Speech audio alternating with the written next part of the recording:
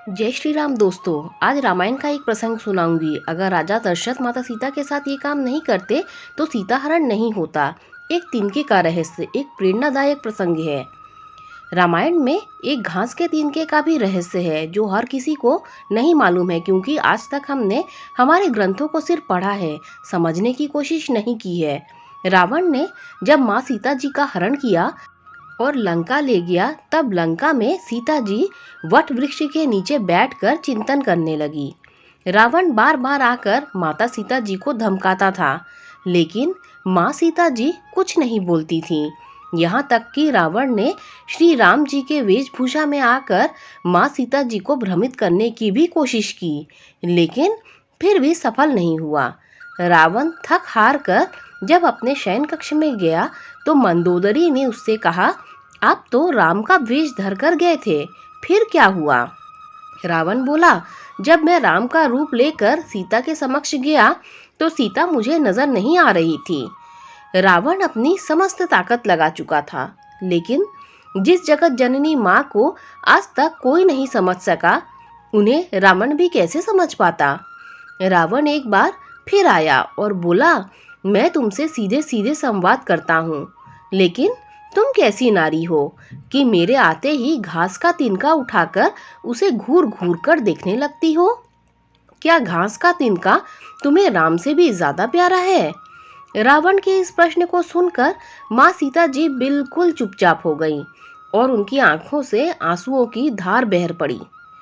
इसकी सबसे बड़ी वजह यह थी कि जब श्री राम जी का विवाह माँ सीता जी के साथ हुआ था, तब सीता जी का बड़े आदर सत्कार के साथ गृह प्रवेश हुआ था।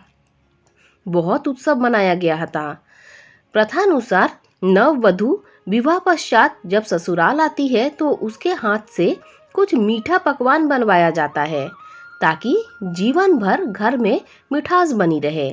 इसीलिए माँ सीता जी ने उस दिन अपने हाथों से घर पर खीर बनाई और समस्त परिवार, राजा दशरथ एवं तीनों रानियों सहित चारों भाई और ऋषि संत भी भोजन पर आमंत्रित थे। माँ सीता ने सभी को खीर परोसना शुरू किया और भोजन शुरू होने ही वाला था कि जोर से एक हवा का झोंका आया। सभी ने अपनी अपनी पत्तलें संभाली। सीता जी बड़े गौर से सब देख रही थीं। उसी समय राजा दशरथ जी की खीर पर एक छोटा सा घास का तिनका गिर गया, जिसे माँ सीता जी ने देख लिया। लेकिन अब खीर में हाथ कैसे डाले, ये प्रश्न आया। माँ सीता जी ने दूर से ही उस तिनको को घूर कर देखा। वो जलकर राख हो गया, एक छोटी सी बिंदु बनकर रह गया। सीता जी ने सोचा, अच्छा हुआ किसी ने नहीं देखा। लेकिन राजा दशरथ माँ सीता जी के इस चमत्कार को देख रहे थे। फिर भी दशरथ जी चुप रहे और अपने कक्ष पर पहुंचकर माँ सीता जी को बुलवाया। फिर उन्होंने सीता जी से कहा कि मैंने आज भोजन करते समय आपके चमत्कार को देख लिया था। आप साक्षात जगत जननी स्वरूपा हैं, लेकिन एक बात आप मेरी जरूर याद रखना। आपने जिस नज़र से आज उस तिनको को देखा था, उस नज़र से आप अपने शत्रु को भी कभी मत देखना। इसीलिए माँ सीता जी के सामने जब भी रावण आता था तो वो उस घास के तिनको को उठाकर राजा दशरथ जी की बात याद कर लेती थीं। तृणधड़ ओट कहत वैदेही, सुमिरी अवधपति परम सनेही। यही है उस तिनके का रहस्य।